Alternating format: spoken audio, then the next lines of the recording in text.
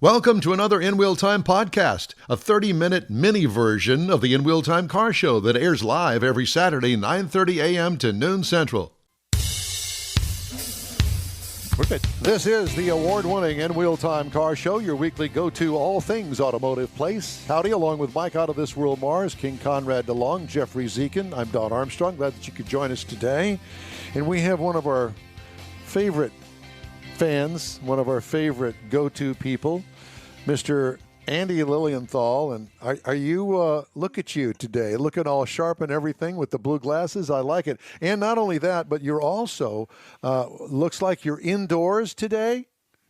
Today I am indoors. It is a soggy, cold, nasty morning outside here in the Pacific Northwest. So good for you. Decided to go with the virtual background. So It's a normal day up there. Yes, we call this Saturday. Yes. Well, Andy, it's good to see you. Where's your lovely wife? She is in the other room having her morning coffee. Okay, good. Well, we're sorry that we're only seeing you. Give her our best. And we're going to talk to you today because, you know, Andy does his own thing when it comes to off-roading. And just to kind of give it a little bump in here, Andy, just to let everybody know that you're a little bit off the wall when it comes to your kind of off-roading and the vehicle you use, wouldn't you say? Yeah, maybe. In fact, the vehicle behind me here is my vehicle. So that is a 1992 Mitsubishi Pajero. It's a little turbo diesel SUV. This one was actually part of a photo shoot, part of the catalog for my day job at Warren Industries. Do you work for Warren Industries? I do. Oh, my God. I had no clue. Well, no wonder you're an off-road geek. We love it.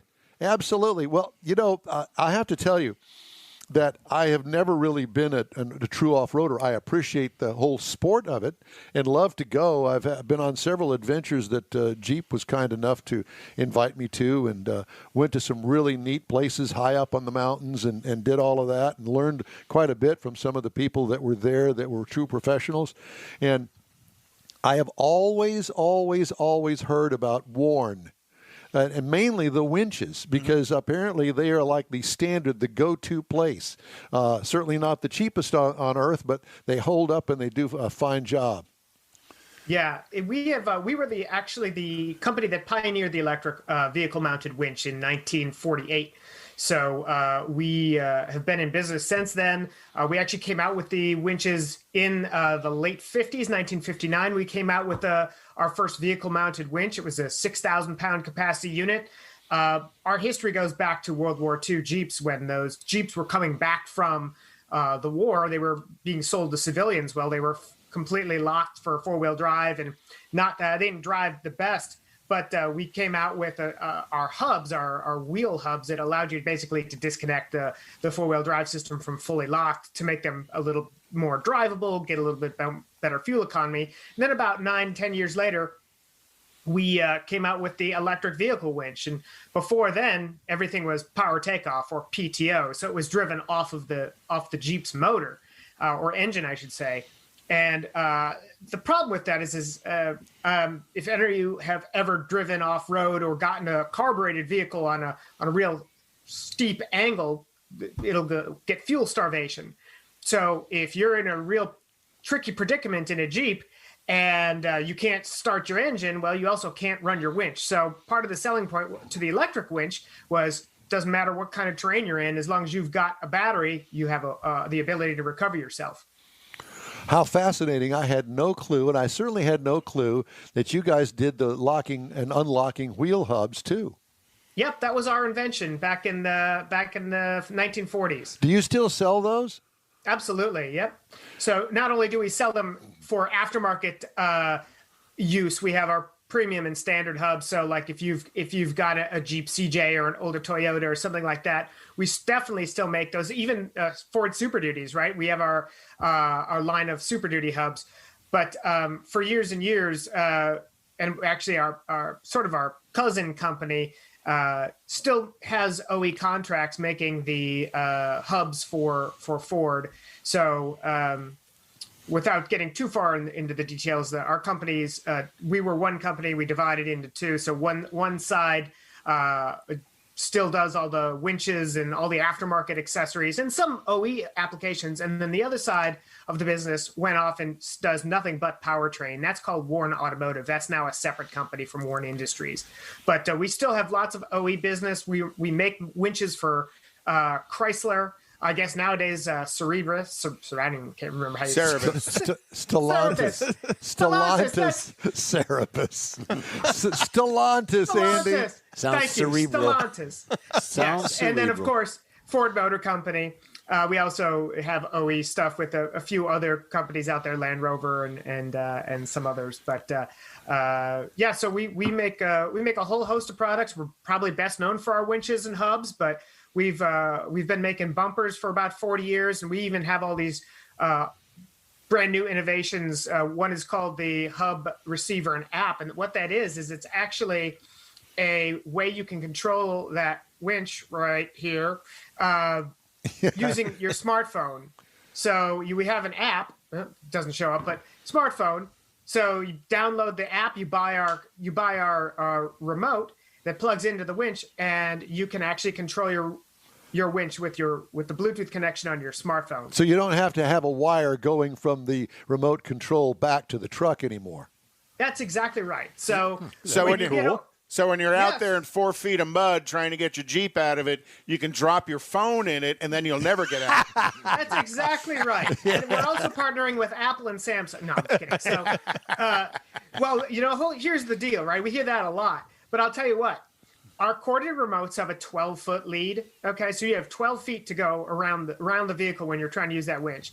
That hub gives you a 100-foot range. So you can be in the truck, you can be behind the truck, you can be way out of the mud, and still have that ability to use the winch. And I will say this: you don't have to use it as the primary. So let's say you're out on the trail and you forgot your remote at home, or let's say you did drop your primary corded remote in the mud and you can't find it. Well, as long as you've got your smartphone, and let's face it, who doesn't have their smartphone on them all the time? Then you'll have at least a backup winch control. Might be the reason you're stuck in the mud, because you were staring at your phone and not where you were driving. There you go. Yeah, eyes on the road, hands on the wheels, right? So with Warren winches, you guys actually make winches that are customizable to the brand. It's not like you have to buy a bumper that fits the winch. You guys have winches that fit the existing vehicle line, correct? And they also make a bumper. Right. Yeah, so the way it works is our winches, our aftermarket winches are universal. So it depends on the bumper that you do choose. So that being said, we also do make, for instance, on the Jeep Wranglers and the Jeep Gladiators, if you get the factory OE steel bumper, you simply get our plate and you can bolt a winch into that factory bumper. We also manufacture the winch for the Dodge Power Wagon. We manufacture a winch for the Ford Super Duty with the Tremor package. So there are some OE components, sort of like Dana Axles, right? They supply Jeep. Well, we supply some companies directly too. But with regards to bumpers, we've actually made bumpers for about 40 years. But we've been increasing our bumper lineup more and more recently. So whether you have a Jeep, a full-size truck, a mid-size truck, we have a whole host of different applications that allow you to mount a winch. And in fact, we actually just came out with some off-road bumpers that have that one-piece welded design but don't take a winch. We found there's people who don't use a winch or don't need a winch, but they still want that off-road bumper for the extra frontal protection and the aggressive style too. Well, yeah, because I was going to say, because that really makes your Jeep or whatever vehicle you're driving more custom, just for you, whether you have a winch on the front of it. I wanted to ask you, what is the largest winch that can pull the most that you offer? So we actually make winches ranging from 500 pounds all the way up to 30,000 pounds. Holy So that 30,000 pound winch is a behemoth. It's called our Series 30XL. It's a hydraulic winch. It's oftentimes used in the on a trailer to load, say, like a military vehicle or heavy construction equipment or something like that. It's a real specialized unit. It's an absolute beast. The thing weighs like 500 pounds. It's incredible.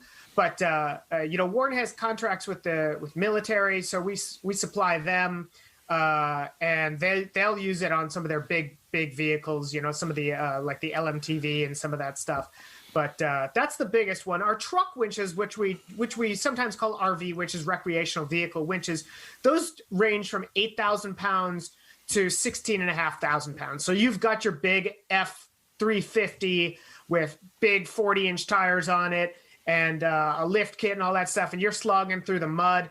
You're going to want something that can pull out that truck. And we have a real easy formula to describe or to help you choose a winch. And all you do is you take the vehicle's gross vehicle weight rating. So you can usually find that in the door jamb or in the owner's manual. You multiply that by 1.5. That'll get you your minimum pulling capacity. So if you've got a Jeep and it has a 5,000 or 5,500 pound capacity, you're looking just under 10,000 pounds. So you want to bump up to, say, a 10,000 pound winch for your pulling capacity. So as Warren has some OE connections, you're talking about the other side of Warren.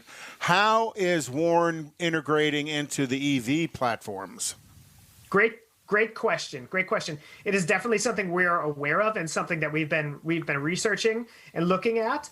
We're going to be prepared when those vehicles start hitting the trail. Right now we do see things like Rivian's coming out with stuff. We've got the Jeep with the hybrid powertrain. And a whole bunch of even the Cybertruck, right, from Tesla. So and the new Hummer is not too far away, right? Absolutely. And so when those vehicles come out, we're going to make sure that we're ready to go. That we're not scratching our head going, "Now what?" So you guys do have that. You're in the door of the OE to see how you're going to be able to integrate. Our partnerships with OEs do allow us, good. Access to engineers and such. Yeah, because I'm kind of interested in how much draw your winch is going to have when you're off-road with an EV and you have range anxiety, how much that range anxiety accelerates if you got to winch your butt out of the mud. Right, and our winches, any vehicle winch is going to have a high initial amp draw, actually a high amp draw in general, just because it's a big electric motor, it's pulling big power from the batteries and so on and so forth. So it's definitely something where our test lab and engineers and whatnot will be working on. Now, do you actually build the winches and all these components there at your office? So we have 400,000 square feet of manufacturing in Clackamas, Oregon. So we build a whole host of things there. So winches, bumpers, so on and so forth. All of our winches, with the exception of our VR Evo lineup, which is our standard duty kind of entry level, still a great little winch. All of the winches have a final point of assembly of the United States. So we build some components in-house. Raw steel comes in, finished goods come out. Some of the parts we do source, much like an automobile, right? So you buy your Jeep and it's 75% American components. It's the same kind of deal with the Warren winches, where we get parts from all over the world. We're not winding our own motor armatures and whatnot in-house. It's just not something you can do. So we are cutting gears. You come to Warren Industries facilities, you'll see us getting big lengths of 6-foot long lengths of steel rod that we're cutting and shaping gears for our winches and the drive shafts and the winches. Our bumpers and mounting systems, raw steel comes in, finished bumper comes out. So we're building those in the United States. We have top quality welders, absolutely fantastic state-of-the-art powder coating in-house, stands up to 408-hour salt spray tests, all that stuff. So we're employing a lot of American workers, and we are definitely the most American of the winch companies. So on top of that, does Warren offer end-user education? Because using a winch sounds easy enough, but boy, you better know what you're doing, because you can hurt yourself or tear something up if you don't. Real quick. Yeah, absolutely. There is a thirst for knowledge out there, especially with the popularity of the Jeeps, the truck market, the whole off-roading, overlanding scene that's out there. People are really getting into this. And I can't tell you how many people come up to me, by the way, and say, listen, I've got your winch. I hope I never have to use it. And I always tell people, like, make sure you know how to use it when you need to know how to use it. That's what I was going to say. So with regards to your question, we do occasionally put on winching clinics or winching demonstrations at shows and events. I actually will be headed to the Oregon coast in February to teach a local four-wheel drive club a winching basics class. So that's something we do several times a year. I do a lot of them.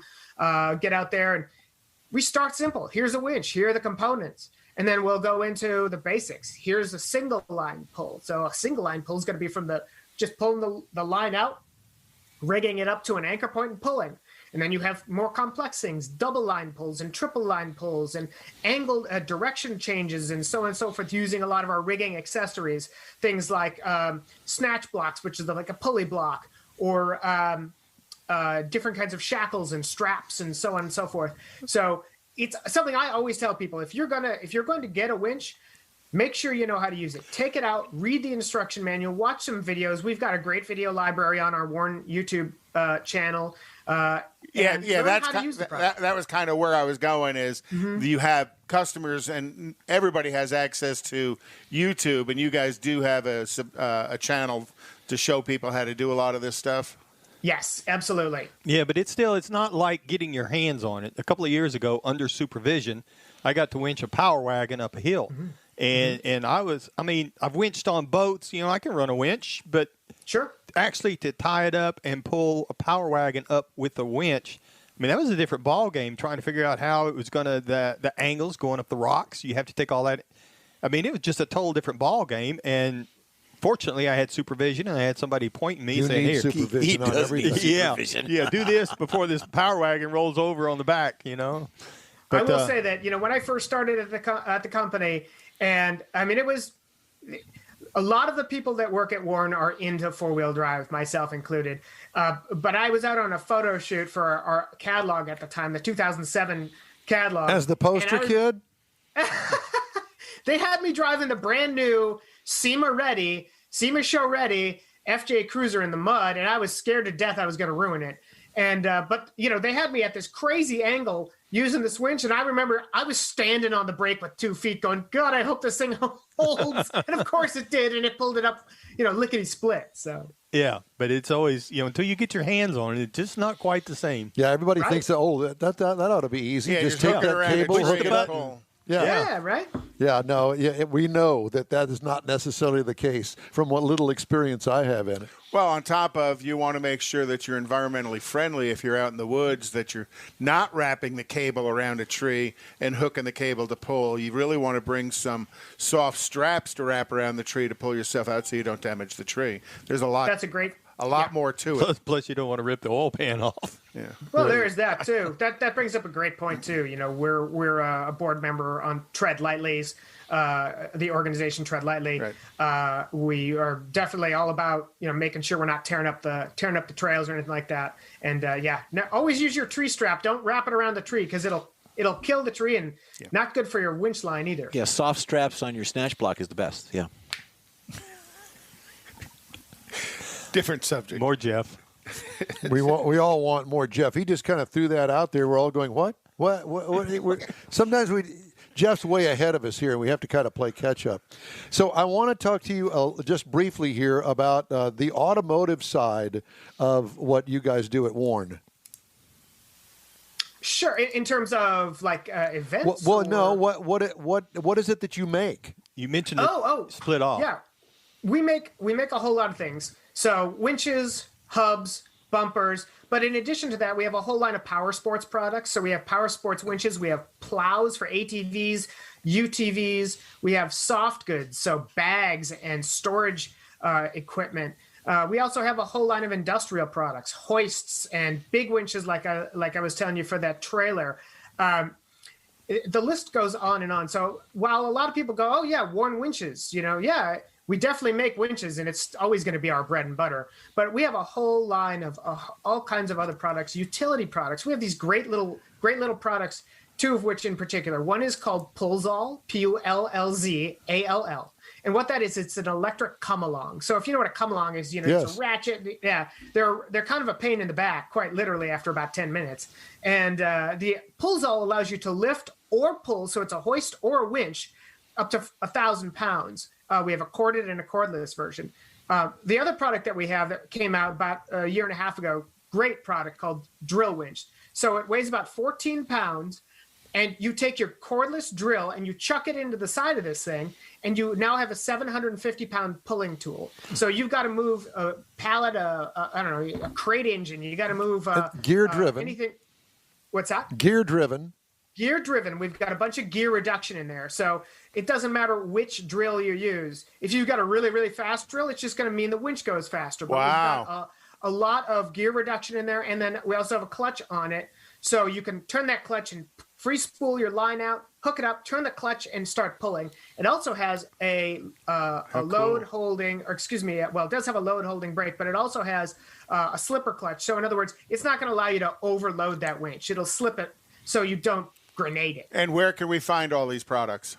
So you can see them at warn.com. We have a dealer locator there as well. And then lots of online retailers, lots of brick and mortar retailers as well. Well, Andy, I tell you what, this has been a real education. You can come on and teach us anytime that you'd like. If you got something new, anything.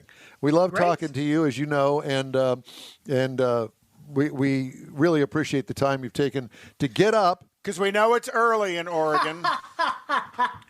Yeah, so it's always worth it for you guys. Well, thank you very much, and again, it's a real pleasure. And hope that you stay safe up there. Be good. Let's stay in touch, and we hope to talk to you soon. Will do. Thanks for having me. Thank you very much. I love talking to that guy. Oh yeah, well, you learn something every time. His Mitsubishi Delica. Delica, yeah. Yeah, the Delica. What was the other one? The Pajero. Pajero. We're going to talk about Pajero coming up here before long. Listen, I don't wear those anymore. I used to, but anyway. Did you have feet in the drop bottom? No, I didn't have. Well, I guess at one point in my early life I may have. I don't recall that, though. I'm sure Skelton's going to Photoshop a picture of you with bunny feet and a drop bottom. And my mittens. And your mittens. Mm-hmm. Some of the stories making headlines this week. Cadillac dealers, Jeff, will begin preparing their facilities for electric vehicles as early as next month. Yippee. About a year before the Lyriq hits the market, the brand said in a letter to dealers on Wednesday. Cadillac is working with a company called ABM, a provider of electrification solutions, to assess the upgrades and costs necessary for each dealer to sell and service EVs. I saw that Lyriq. To me, it's a sharp-looking vehicle. It really is. Yeah. Yes, it is. And that is going to be in association with some Cadillac dealers folding and selling back their franchise to Cadillac because they don't want to make that investment. Single franchise caddies. Right. Yeah. Cadillac said it has plans to have an all-electric lineup by 2030 as long as the market is ready. About a fifth of Cadillac's 882 dealerships chose to leave the brand late last year, opting to take a buyout offer rather than invest in EV infrastructure, which Cadillac expects to cost about $200,000 on average. That's actually not a lot. I wouldn't think that would be that big of a I think I'd hold pushback. on to the brand. No, versus but think of the Don Armstrong Cadillac in El Campo. El Campo. Yeah, I don't sell a lot of Cadillacs there. Well, I wouldn't think that. Well, yeah, but still, that's boy, $200,000 for a little guy. Yeah, that's a lot of Cadillac money. store. How many little guy Cadillac stores are there? Well, you put the franchise in that small town with the little guy Cadillac Well, that was for a a mistake. reason. Yeah. So it must have been probably inexpensive at the time. There's not Cadillac in El Campo, but there Well, is. I'm just saying, there is the little Cadillac towns. in Victoria. Right, there is. Well, 882 of them said, we'll take the cash and see you later. GMC Hummer-inspired SUV will race in off-road courses around the globe this year as part of GMC's new multi-year sponsorship with Chip Ganassi Racing. I want to see him do the Baja 1000. Chip Ganassi Racing's electric SUV features a grille, graphics, and bodywork inspired by the Hummer EV pickup truck. It'll compete in the first Extreme E season, starting with a race in April. The Extreme E 5-race global championship event will be held in Saudi Arabia, Senegal, Greenland, Brazil, and Argentina. Boy, talk about an expensive series. to And run. you know if That's as Ganassi's bad in it, as F1. if you know if Ganassi's in it, Penske's probably in it too. The Extreme E races were designed in part to promote EV adoption, according to the state. Well, they've had Formula E for a number of years now, yeah, they where it's just- basically a Formula One car, and now they actually in the middle of the race, their pit stop is changing cars. Right. So they have full charge batteries. Carlos Ghosn, or Gone, or however you want to pronounce his last name. It's still in his hidey hole. He's in his hidey hole, and his last name is spelled Ghosn. I call it Ghosn. If I'm wrong, I don't care. Any relation to Frank? No, you're thinking of somebody else. You talking about the Joker? Yeah, Gorshin. No. That's Gorshin. U.S. judge on Thursday rejected a last-ditch effort by two men to avoid being extradited to Japan to face charges they helped former Nissan Motor Company chairman Carlos Ghosn flee the country in the suitcase. They'll escape before they get there. The ruling by U.S. District Judge Indira Talwani in Boston cleared the way for U.S. Army Special Forces veteran Michael Taylor and his son Peter Taylor to be handed over to Japan after the U.S. State Department approved their extradition. Lawyers for the Taylors quickly moved to appeal. The Taylors were arrested in May at Japan's request. The judge put their extradition on hold on October the 29th so she could hear the challenge to the State Department's decision. Interesting. They'll escape. They'll get another luggage compartment somewhere. Yeah, but I would like to think disappear. that they got paid enough that with their special forces and stuff that they could disappeared already. Well, apparently they didn't charge enough. No, they didn't. And I guess they thought that they'd never get caught. Well, they could go join Epstein over on his island or something. Epstein's dead. Yeah, he's dead. He's living on his private island that nobody can see. Yeah, they just think he's dead. He's not really. Okay. What? And Ghislaine, you haven't heard anything about Ghislaine Maxwell, who was his partner. Ghislaine Maxwell. Ghislaine? Yeah, it's called Ghislaine. Anyway. You haven't heard anything about her because there's too many people. Actually, I did read something about her. Not too long, a couple of days ago, that apparently she's trying to get out of jail and said she didn't have nothing to do with it and she didn't know anything about it. She's looking for a suitcase. She's looking for it. Yeah. She's on Amazon looking for suitcases. God, help us all. All right. We are going to wrap up today's show after a very quick break, and here it goes. Oh, my gosh. Tailpipes and Tacos is Houston's premier cruise-in, and you're invited to join in. Whether you're a cruiser or spectator, Tailpipes and Tacos is the place to enjoy made-to-order breakfast tacos, fresh coffee, and mingle with Houston's fun car people. Mark your calendar for Saturday, February 20th for Tailpipes and Tacos at the Lupi Tortilla Mexican Restaurant in Katy, 8 a.m. to 11 a.m. Tailpipes and Tacos is free, and everyone's invited. You will see collector cars, hot rods, customs, magnificent originals, and resto mods all at one location.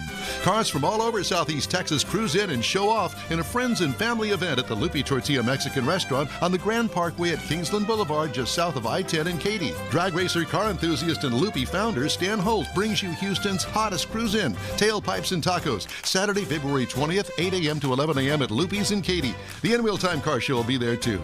Get your ride ready, and we'll see you at the Tailpipes and Tacos Saturday morning cruise-in, February 20th, 8 to 11 a.m. at Lupi's in Katy, weather permitting. Well, guess what? That's it for this episode of the In-Wheel Time Car Show. Hey, when you're on Facebook, please give us a like. Tell your friends about us and share our junk with everybody. You'll get Conrad's unicorn hunting features, which are always fun, along with all things automotive all week long. The In-Wheel Time Car Show streams on Facebook, YouTube, Twitch, and on InWheelTime.com. Podcasts are available on Pandora, Amazon, Apple Podcast, Spotify, Stitcher Radio, iHeart Podcast, Google Podcast, and Podcast Addict. Special thanks to all of our guests today. The In-Wheel Time Chief Engineer is the fabulous David Ainsley. Our Video Technical Director, Sales and Marketing Man is Jeffrey Zekin. This week's In-Wheel Time Car Show is produced and directed by Question Mark and the Mysterians. For booking agent and podcast man, Mike Out of This World Mars and his royalty, King Conrad DeLong. I'm Don Armstrong saying so long for now. And we hope that you'll join us on the next live In-Wheel Time Car Show next Saturday, 8 a.m. to 11 a.m. Central Time, right here on the Smoke and Mirrors Network. Don't forget to wear your mittens. I'm sorry I didn't have your microphone on. Thanks for being part of the In-Wheel Time family. Mask up and stay healthy, and so long for now, everybody. That's it for this podcast episode of the Wheel Time Car Show. I'm Don Armstrong, inviting you to join us for our live show every Saturday, 9:30 a.m. to noon Central on Facebook, YouTube, and our InWheelTime.com website.